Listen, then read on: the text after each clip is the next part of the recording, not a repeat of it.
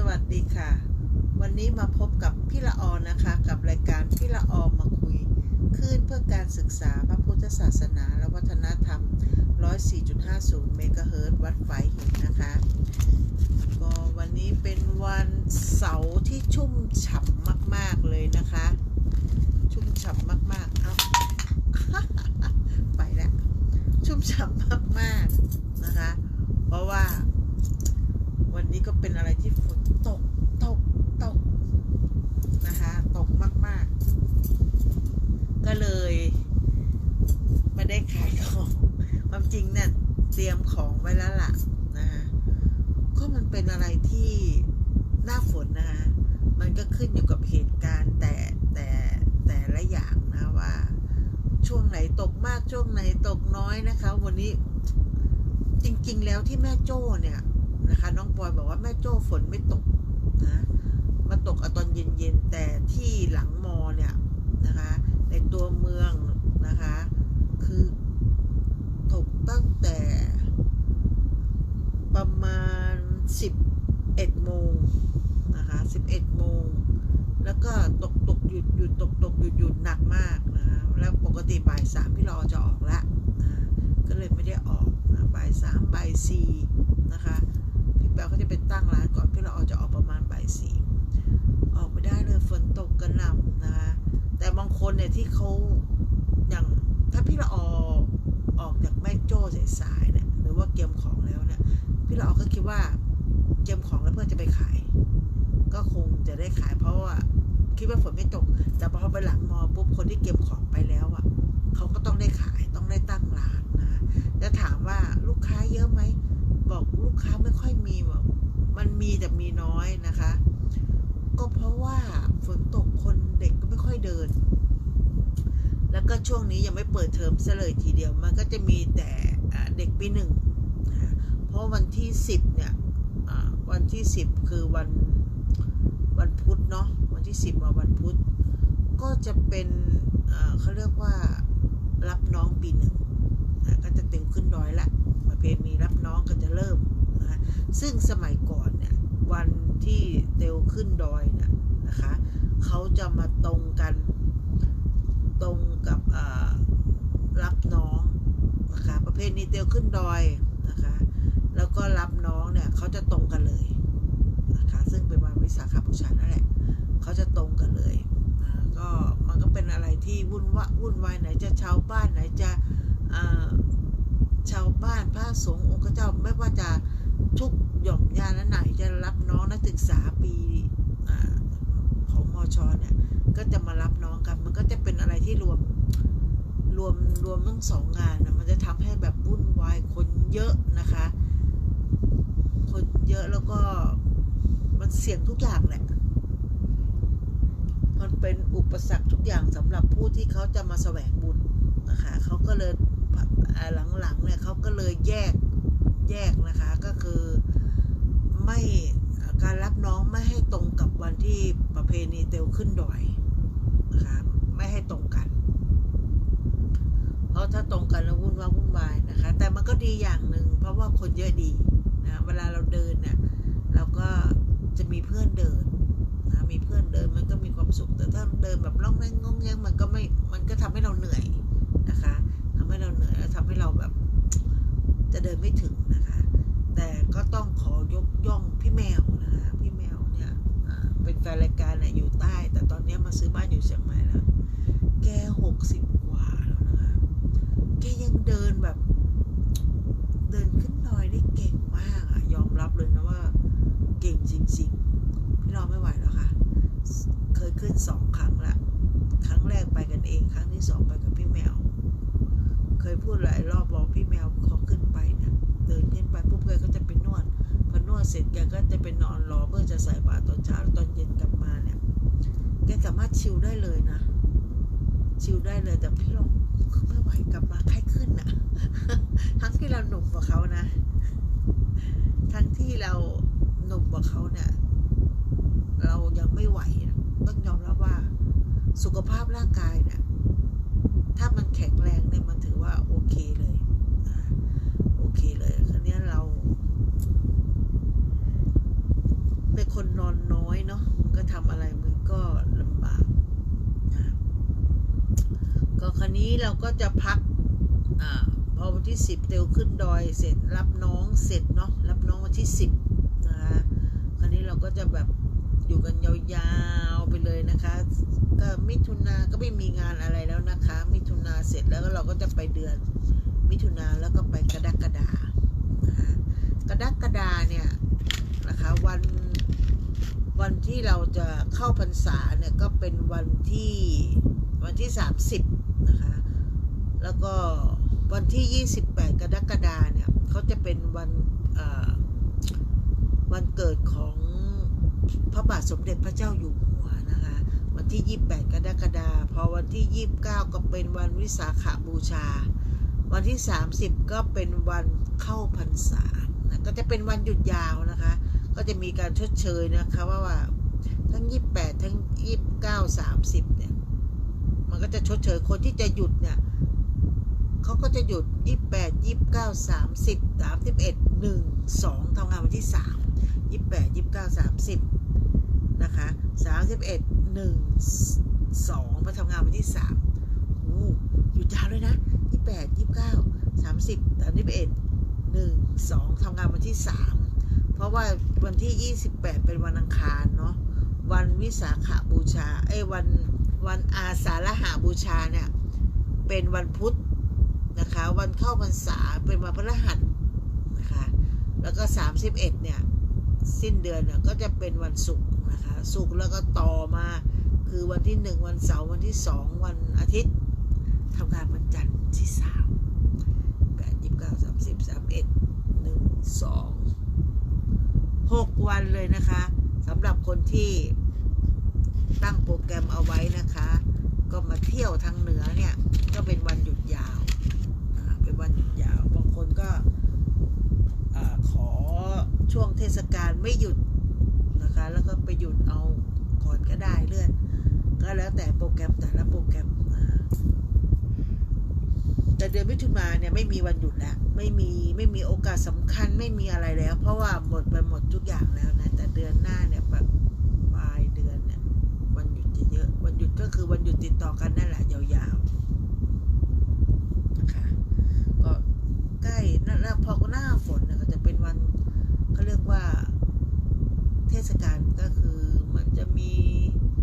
งานต่างๆมาแต่พระสงฆ์เนี่ยเข้าพรรษาก็จะออกไปไหนไม่ได้3 เดือนคือออกไปได้นะคะแต่ว่าต้องเข้าวัดมาก่อนค่ำอ่ะคือมองลายมือแล้วเราจะต้องเห็นลายมือเราถ้าไม่เห็นเนี่ยไม่ได้นะคะต้องเข้าวัดแล้วจะออกไปบิณฑบาตเนี่ยเขาบอกว่าต้องเห็นลายมือถึงจะออกบิณฑบาตได้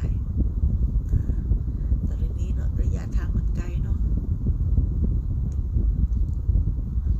ก็อารมณ์อร่วย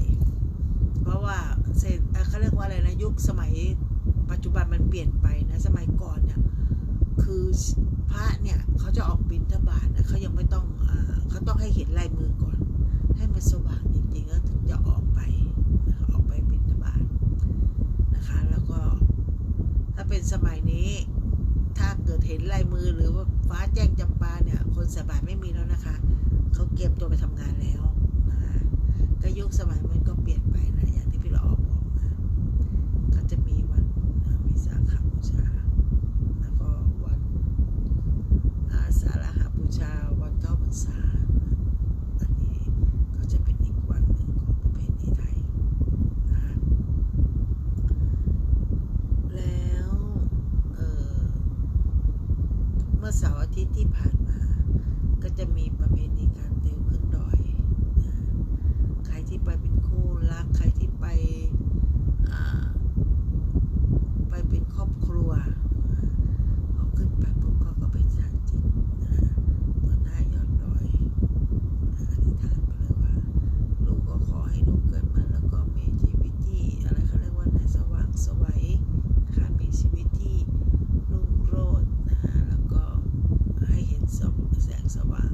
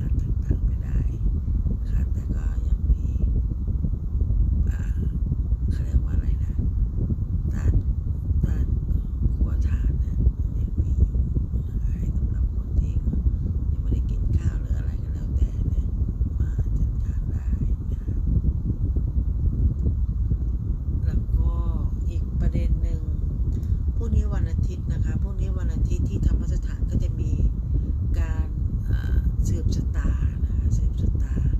แล้วก็จะมีพระสงฆ์ทำพิธีอยู่ประมาณ5-6 แต่ถ้าคือใครไม่สะดวกสบายก็โอนไปที่บัญชีออมสินนะคะหมายเลขบัญชี020-395-638859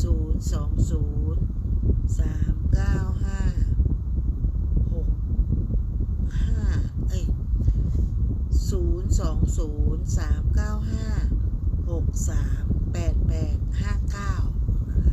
อันนี้จะเป็นบัญชีธรรมสถานนะคะถ้าเราอยากจะช่วยเขาเรียกช่วยเลยนะช่วยบอกบุญหรือช่วยเขาเรียกว่าซ่อมแซมส่วนที่สึกหรอของพระสงฆ์ก็จะขอให้เป็นอาทิตย์หน้าเก็บในหน้าของพี่น้องก็ขอแบบให้มันเต็มสุดๆเลยเนาะก็กลัวแล้วลงทานมันจะหมดแต่วันก็ร่วมทำบุญได้กับธรรมสถานมหาลัยเชียงใหม่นะคะจะมีสวดสืบชะตาทุกวันอาทิตย์นะคะส่วนกลางเดือนก็จะเป็นอบรมนะคะสืบเขาเรียกว่าทำบุญได้อะไรนะสัตตสังฆทานนะคะสัตตสังฆทานถ้าใครอยากจะร่วมสัตตสังฆทานหรือทำบุญนะคะ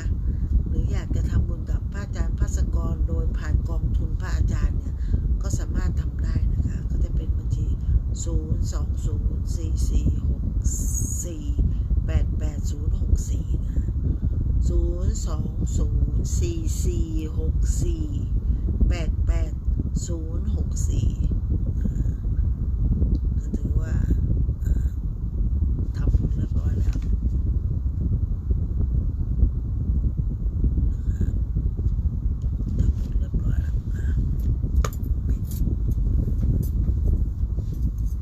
ทีนี้ก็จะมาคุยกันเรื่องก็มีแฟนรายการนะที่พี่ละออเขาอยู่พร้าวอยู่ดอยสะเก็ดนะครับแล้วก็วันนั้นก็มาเจอกันที่บนวัดฝายหินนะคะก็มางานขาวดำของแม่ท่านเขมอันนี้เขาก็ได้ยินเสียงละออนั่นแหละได้ยินเสียงละออแล้วก็พูดนี่เขาก็บอกพี่ละออมาได้ยินเสียงพี่ละออเขาบอกคนไหนพอเราเสียงพูดแบบแกก็ดีใจมากก็บอกว่าติดตามผลงานมานานนะคะแล้วก็ติดตามในอะไรนะไม่ใช่เครื่องซักผ้า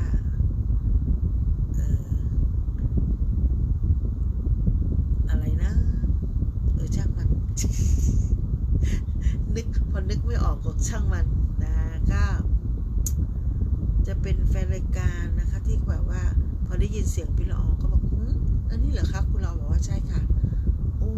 เราก็ยังดีใจนะว่ายังมีคนฟังเราอยู่นะคะแต่ไม่เปิดเผยตัวตนนะไม่เปิดเผยตัวจริงตัวตนไม่โทรศัพท์เข้ามานะคะไม่แล้วไม่นะเขาก็บอกว่าทำไมแม่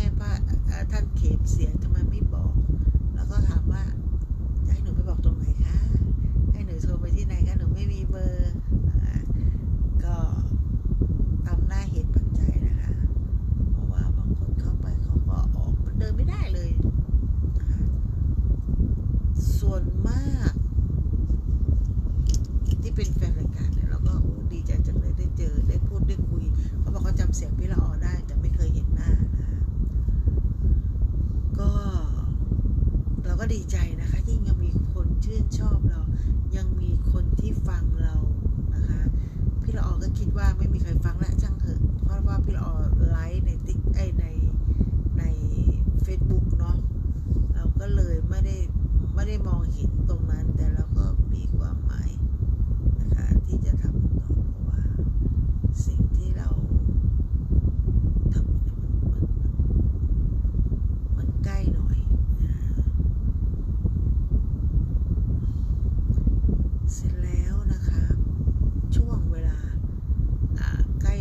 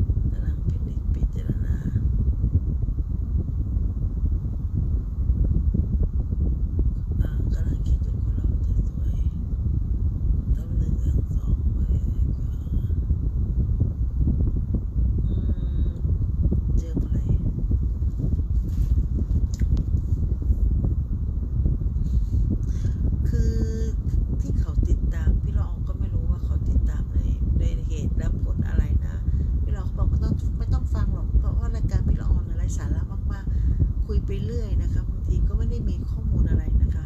ฟังคนนู้นมานิดฟังนี้มาหน่อยเนี่ยแล้วก็เอามาติดไว้ที่หน้าเรานะเราก็จะได้เขาเรียกว่าความคิดเห็นแต่ละที่แต่ละอันนะคะซึ่งมีประโยชน์มากไม่มีประโยชน์มากนะคะแต่เขาก็บอกว่าฟังอยู่นะคะก็มีประโยชน์อยู่นะคะเราก็ชื่นใจดีใจนะคะที่มีคนฟังมีคนทุกอย่างนะคะแต่ถ้าวันไหนไม่มีลิขสิทธิ์พระอาจารย์ก็จะเดินเข้า YouTube แต่ถ้ามีลิขสิทธิ์ก็คือจบนะคะแต่ตามต้นเนี่ยรู้สึกจะพี่บอกตัวเข็มมาชิมบ่มาชิมกระเจี๊ยบเนี่ยอันไหนก็ได้ต้นไหนก็ได้นะลองชิมเอาไปเอาไอ้นั่นไม่ได้นะอันนั้นเป็นอะไรเป็นข้าวโพดพี่เอาหวานอะไรอ่ะแค่ชิมไม่เอานะคะแล้วก็น้ำก็ไม่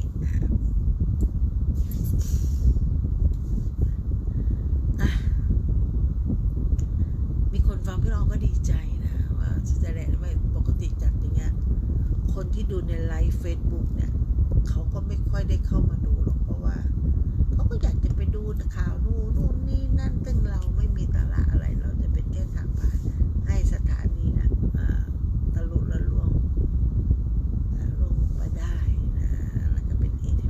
ปัจจัยหนึ่งเท่านั้นเองนะ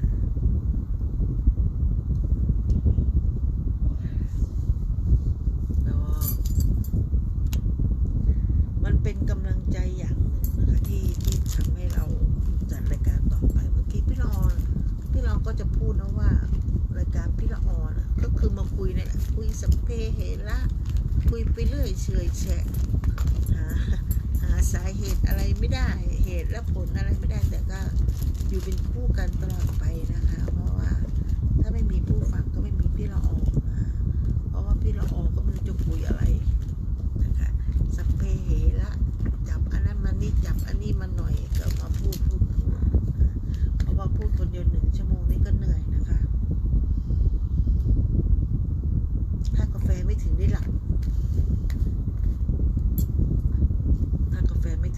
แน่นอนก็แต่วันนี้ก็กึ่มกรึมนี่ไม่ใช่กึ่มเหล้านะกึ่มข้างนอนต้องขอยาดมก่อนวันนี้ก็มาจัดในที่บ้านมันก็มีความสุขอย่างหนึ่งเราอยู่บ้านเนาะจะลกจะอะไรก็บ้านเราไม่ต้องมานั่งเก็บอันนี้ไปใส่อันนี้ย้ายอันนั้นมาใส่อันนี้เพราะมันไม่ใช่ที่ของเราอันนี้ต้องเอาเข้าห้องแล้วล็อกหน้าอะไรต่างๆเนี่ยพอเราไปยึดติดกับตรงนั้นไม่ได้และทุกอย่างมันพอมันถูกมันอยู่ที่บ้านมันก็เป็นอะไรที่ลกมากเลยลกด้วยสิ่งของลกด้วยไอ้อย่างเนี้ยสามารถใช้งานได้ต้องรอวันไปออกบอกว่าถ้าพี่ออกไม่ทำไม่มีใครทำหรอกค่ะไม่มีใครช่วยมีแต่พูดมากซ้ำเติมชื่นใจละเราจะมาคุยกันเรื่องอะไรดีนะคุยกันเรื่องหน้าฝนขับรถเป็นลมเป็นแล้งกันหมด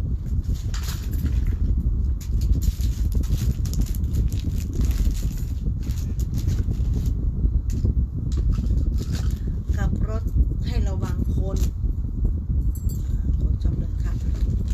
โดยที่ไม่มองซ้ายมองขวาเดินให้ระวังรถเพราะอะไรเพราะการเดินของเราเดินเล่นโทรศัพท์เด็กสมัยนี้เดินเล่นโทรศัพท์ไม่ได้สนใจว่านี่คือทางถนนทางเท้ามี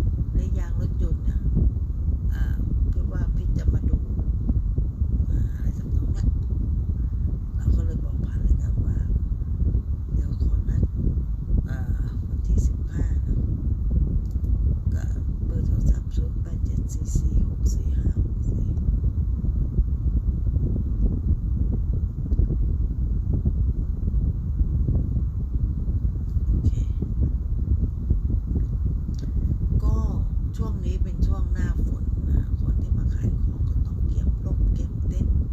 เก็บทุกอย่างอันนี้ว่าบางคนเขาเอาน้อยเดียวเขาก็จะกี่ต้องได้เสร็จเราไปคิดแทนคนอื่นไม่ได้คิดแทนคนอื่นไม่ได้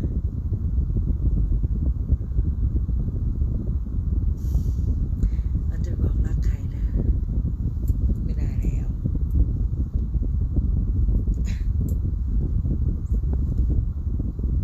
ตอนนี้ไปครึ่งชั่วโมงนะคะก็ประชาสัมพันธ์นะประชาสัมพันธ์อย่าลืมนะคะที่กองทุนธรรมสถานมหาวิทยาลัยเชียงใหม่นะแล้วก็กองทุนประจำภาสกรนะคะก็ขอให้บางคนเข้ามาไม่ได้เป็นลูกศิษย์ลูกหาพระอาจารย์ก็ร่วมทำบุญได้นะคะเพราะว่าสถานีวิทยุของท่านเนี่ยยังอยู่ใน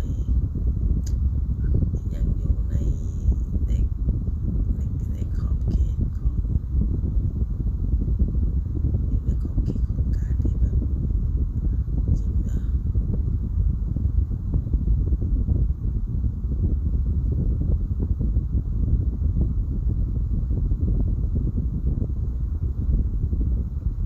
เสร็จอันนี้ที่นิ่งไปนี่คือคิดข้อมูลอยู่นะคะว่าเราจะมาคุยกันเรื่องอะไรตอนนี้หน้าฝนเนี่ยผลไม้นะคะผลไม้เยอะมากเลยนะคะบางคนเนี่ยไปนะคะก็ลงไปที่กาดเมืองใหม่นะคะหน้าฝนเนี่ยตอนนี้ทุเรียนเนี่ยเดี๋ยวนี้เขาก็จะมี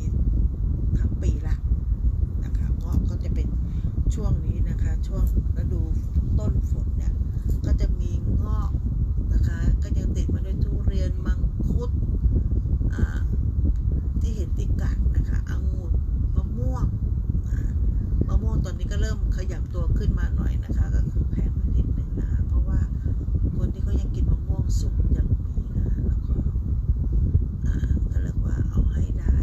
แค่นั้นเอาเขามีความสุขได้เอาขยับก็ดีแต่กินอย่างแม่นี่ก็คือจวบหมดนะคะหมดไม่มีเหลือตะกี้คุยกันเรื่องอะไรคุยกันเรื่องประกาศทางรางวัลที่3รางวัลที่3ก็จะเป็นอะไรที่ถ้าพี่เราบอกผิดก็ต้องขออภัยตรงนี้ด้วยนะลำดับอาจจะไม่ค่อยมันนะแล้วก็บังเอิญได้เทียบแขนเขาเนี่ย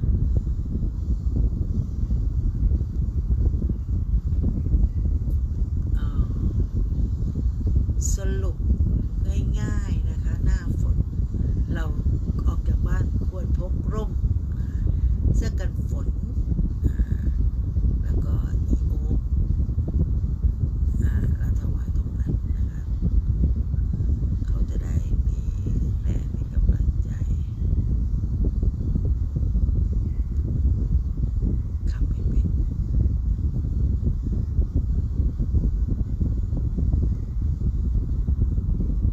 ไม่เป็นไรเดี๋ยวบอกพี่แปวให้ว่าให้เก็บเศษใบไม้อะไรพวกนี้นะคะเพราะว่าพี่แปวก็ไปวางไว้รวมกับผู้ค้าคนอื่นแล้วนะแต่ว่ามันแยกถึงได้ว่ารถคันนี้แยกแบบนี้อะไรมองเนี่ยเขารีบวิ่งไปเลยนะคะเพราะค้าไม่สามารถจะปิดตัวเขาก็จัดร้านเสร็จปุ๊บเนี่ยเขาก็ต้องนั่งเฝ้าบางคนนี่ก็ถามเราเมื่อไหร่เขาก็ง่วงนอนนะคะแล้วก็ปล่อยอย่างนั้นไป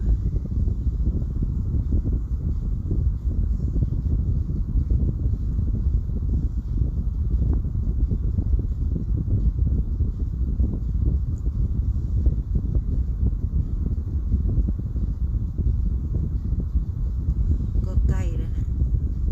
ใกล้จะไฟดับถ้าไฟดับพี่เราไม่มั่นใจนะว่าจะจัดได้หรือเปล่าก็คือไฟมันตกตั้งแต่ต้นเย็นละที่ธรรมสถานก็ไฟตกแต่พี่เราออกกลับมาบ้านเพราะว่าพี่แบวห่วงแมวไม่ได้ห่วงคนจะกินไม่กินจะกินอะไร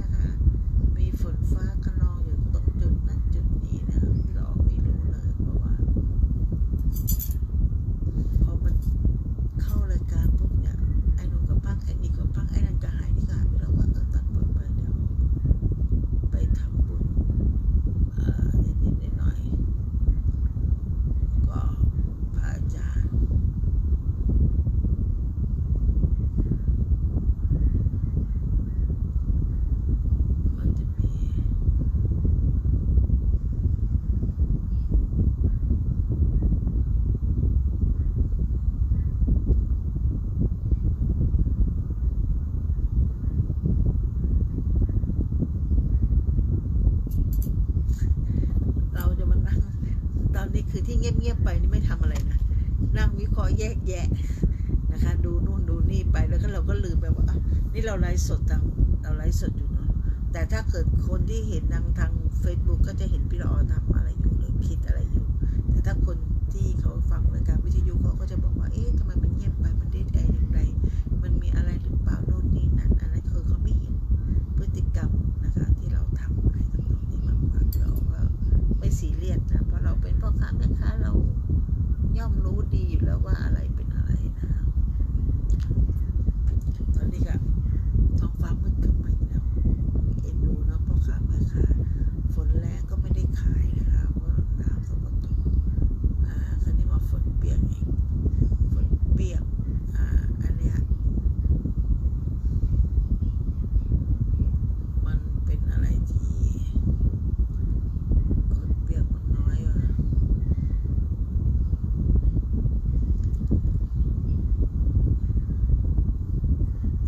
แล้วก็เป็นอีกรายการหนึ่งนะคะที่พระอาจารย์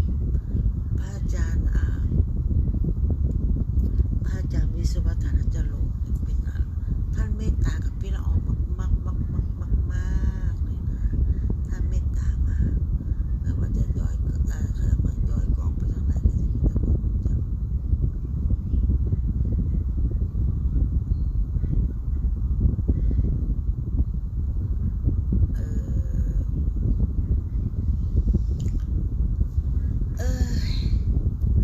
แต่คนถ้าคนฟังทางวิทยุก็ต้องถามว่าพี่ละออเป็นอะไรเดี๋ยวก็เดี๋ยวก็ให้เดี๋ยวก็นู่นนี่นั่นนะ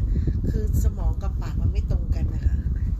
เรากำลังคุยเรื่องนี้แต่ใจเราคิดไปอีกเรื่องนึงนะคะแล้วบางทีเราก็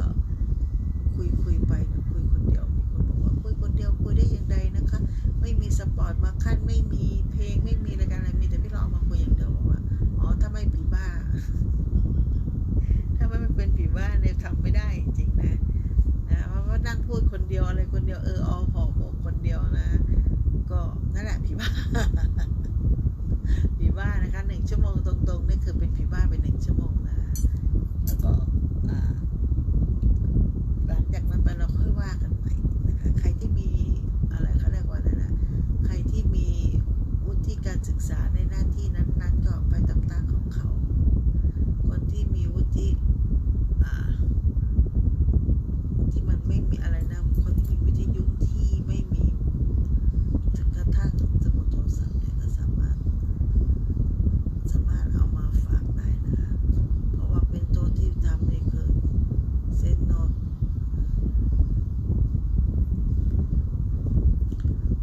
เขาเรียกว่าขอระบายก็ไปแต่งงานกันนี่ก็แต่งงานอยู่ใกล้ๆพระเขาเรียกว่าอะไรนะนอยกลับมา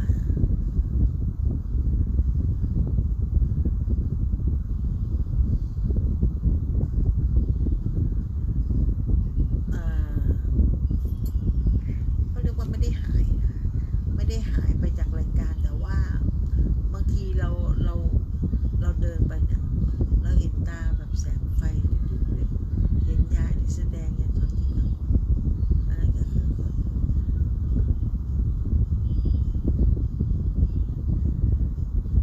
แล้วก็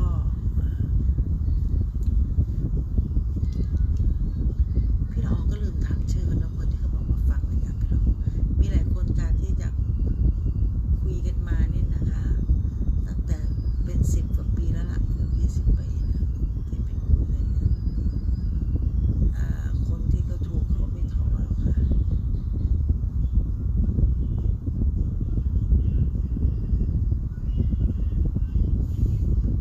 ก็อะไรอีกเสียงเริ่มแหบก็ไม่แนะนำให้นอนดึกนะเพราะว่า1 นอนดึกเนี่ยสุขภาพร่างกายแย่มากตับไตปอดม้ามแล้วก็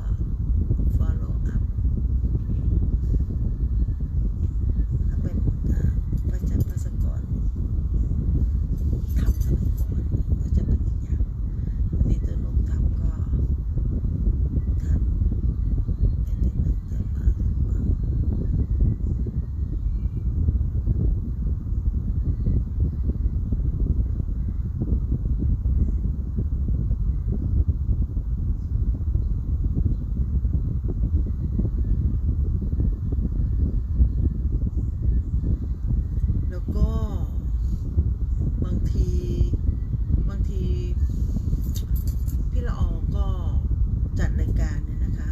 มันอาจจะเป็นไม่ใช่รายการธรรมะไม่ใช่รายการทอล์กไม่ใช่รายการอะไรที่มันดึงดูดหรือช่วยเหลือทางวัดมากมายแทบจะไม่มีนะคะนอกจากว่าประชาสัมพันธ์นะคะกิจกรรมต่างๆบนวัดกับธรรมสถานนะพี่ละออก็จะมีหน้าที่ตรงนี้ก็นอกจากนั้นพี่ละออก็จะพูดคุยสัพเพเหระมีข่าวสารบ้านเมืองอะไรก็จะมาเล่าสู่กันฟังก็เหมือนกับเหมือนกับที่เป็นข่าวน้องฟ้าน้องอะไรนะที่อายุ17แล้วก็13คนหนึ่งแล้วก็7ขวบคนหนึ่งอันนี้น่าเศร้านะคะที่เขาบอกบางสายข่าวเขาบอกว่าเด็กๆแย่งตุ๊กตากันแต่เขาบอกว่าไม่ใช่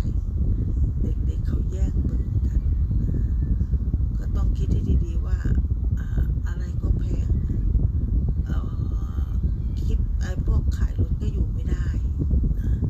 เขาอยู่ไม่ได้เพราะว่ามันขายไม่ได้เงินมันไปกองตรงนั้นมากกว่าสำหรับคนที่เขาขายเมฆขายเมฆอยู่แล้วหรือผลไม้อยู่แล้วเขาสามารถที่จะจอดตรงนี้ได้โดยที่ไม่ต้องจ่ายนะคะแล้วก็เป็นรายการอีกรายการหนึ่งที่พี่ละออนได้รับข่าวสารมาแบบนี้อาทิตย์เนาะพี่ละออนก็เลยบอกว่า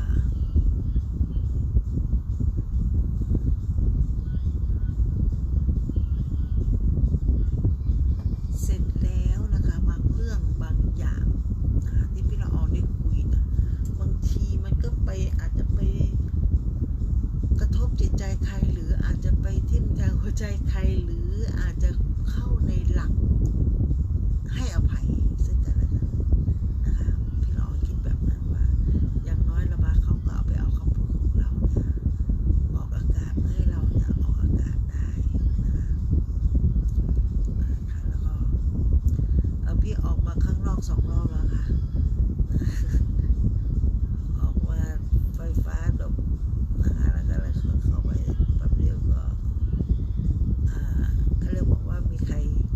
มีฟ้าพุ่งสาบานไว้หรือเปล่านะคะต้องกลัวนิดนึงนะ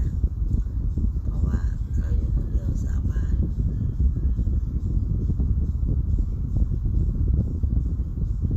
บางอย่างบางสิ่งบางอย่างเนี่ยคือ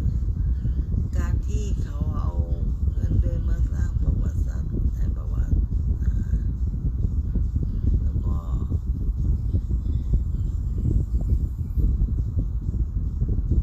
ใช่ครับมีทุกอย่างแต่ว่ามันไม่มี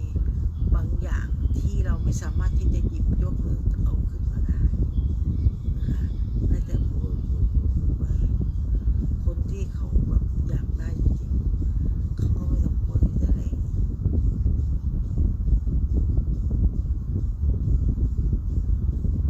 แล้วก็บางอย่างมันก็ทำด้วย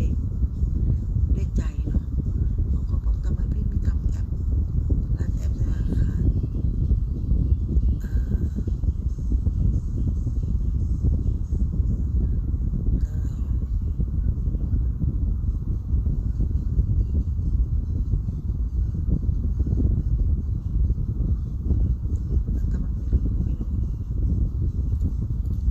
ถ้ามันล้นน้ำตลิ่งน้ำแม่น้ำเจ้าพระยาเนี่ยอันเนี้ยเราต้องเตรียมอพยพละคิดหนักแล้วหน้าฝนจะเป็นอย่างนี้ทุกปีพี่ละออยอยู่มานี่ก็เคยเห็นประจำบางทีเห็นจนแบบเราต้องได้เข้าเทือก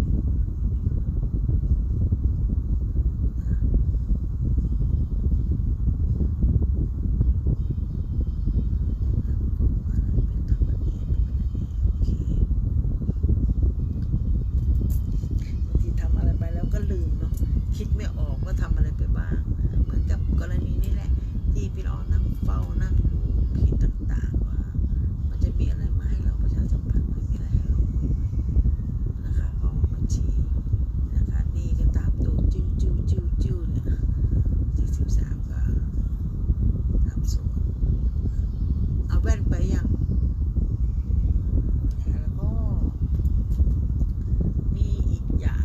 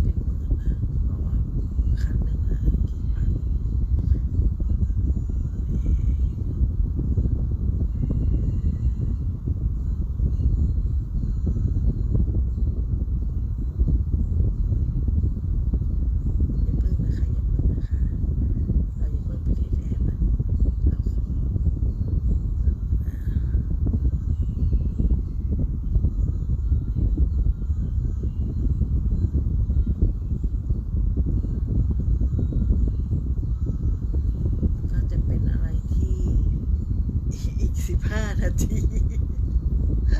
เราก็จะพูดเราไปเรื่องนะบางทีเราก็นั่งเหมือนกับการที่เรานั่งสมาธินะแล้วปล่อยวางทุกสิ่งอย่างบางทีพี่ละออพูดเนี่ยพี่ละออก็คิดตามพอคิดตามไปปุ๊บมันปล่อยวางพอมันปล่อยวางปุ๊บมันทิ้งตัวเลยทิ้งตัวหมดทุกสิ่งอย่างถามว่าอยากรู้ไหมไม่ได้อยากรู้ถามว่าอยากเห็นไหมก็ไม่ได้อยากเห็นแต่ทุกคนเป็นเด็กอยากเห็นนะคะก็เทศบาลเขาก็ทำนี่ก็เริ่มที่จะเขาเรียกว่าอะไรนะตอนเนี้ย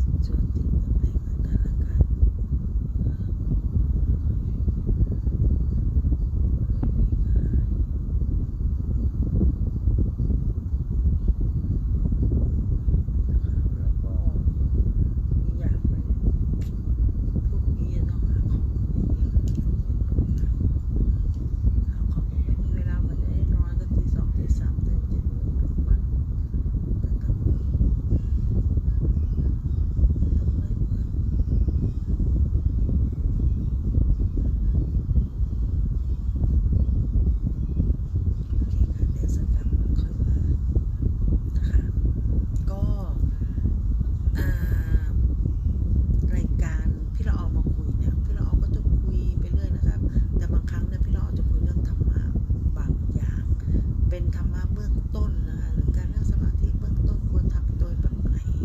ที่เราจะเป็นที่สองก็คือไปจับโซเชียลมีเดียนะคะตรงนี้มันจะว่า